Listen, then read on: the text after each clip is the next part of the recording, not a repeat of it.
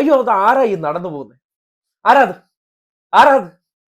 ഇരുട്ട് വാക്കിന് ദേ നോക്കിയേ, ഒരു വെള്ള രൂപം. നമ്മുടെ നാട്ടിൽ പണ്ട് പറയില്ലേ, ഇരുട്ട് വാക്കിന് തൂവെള്ള വസ്ത്രം ധരിച്ചു പോകുന്നത് ആരാണ്? ഒരു പൊതു കാഴ്ചപ്പാടിൽ ഏതോ ഒരു ഗതി കിട്ടാതെ അലയുന്ന പ്രേതമാണ്. ആ പാലത്തിലെ വെട്ടമുള്ളത് കൊണ്ട് ആളെ അറിയാൻ പറ്റുന്നു. നോക്കി അതാരം. അയ്യോ, ഇതാർ? നമ്മുടെ അമ്പൂക്കയോ?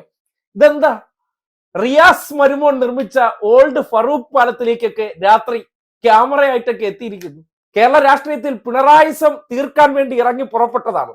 നടന്നിപ്പോ ഫറൂഖ് പാലം വരെ എത്തിയിട്ടുണ്ട്. അതുവരെയുള്ള പിണറായിസം മുഴുവൻ തീർത്തിട്ടുള്ള പോക്കാണ്.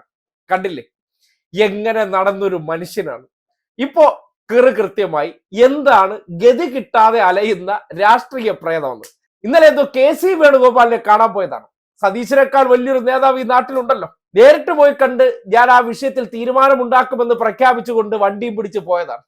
അവസാനം വണ്ടിക്ക് കൊടുക്കാൻ പൈസ ഇല്ല, അയാൾ അവിടെ ഇറക്കി വിട്ടിട്ട് പോയി. അങ്ങനെ ഫറൂഖ് പാലത്തിൽ കൂടി തേരാപ്പാറ നടക്കുന്നത് കണ്ടിട്ട് നാട്ടുകാർ ഫയർഫോഴ്സിനെയും പോലീസിനെയും വിളിച്ചു പറഞ്ഞു, ഒരാൾ സംശയാസ്പദമായിട്ട് പാലത്തിൽ കൂടെ തേരാപ്പാറ നടക്കുന്നുണ്ട്, ഇനി എങ്ങാനും ആത്മഹത്യ ചെയ്ത് കളയാനാണോ എന്ന് സംശയം പ്രകടിപ്പിച്ചതിന്റെ അടിസ്ഥാനത്തിൽ ഫയർഫോഴ്സും പോലീസും എല്ലാം കൂടി വന്ന് കയ്യും കാലും കെട്ടി നേരെ വെളുക്കുന്നവരെ സെല്ലി ഇട്ടിട്ടുണ്ടായിരുന്നു. അവിടെ നിന്ന് ഇപ്പോൾ തുറന്നു വിട്ടതായിട്ടാണ് അറിയാൻ കഴിയുന്നത്.